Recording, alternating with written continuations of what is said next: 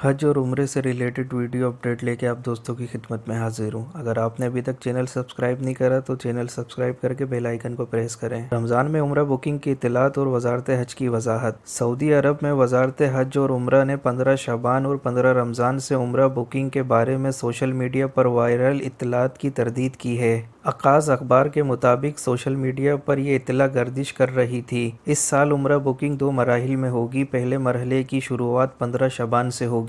इसके तहत यकम रमज़ान से 18 रमज़ान तक उम्रा ज़ायरीन सऊदी अरब पहुँचेंगे।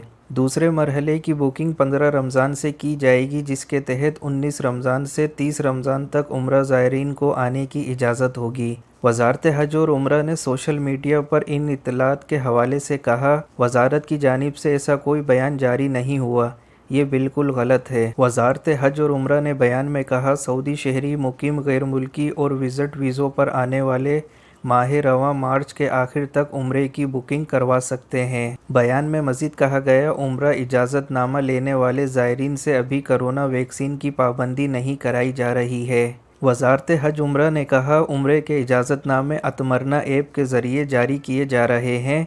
इसके सिवा किसी और ज़राए से इजाज़तनामे नहीं दिए जा रहे।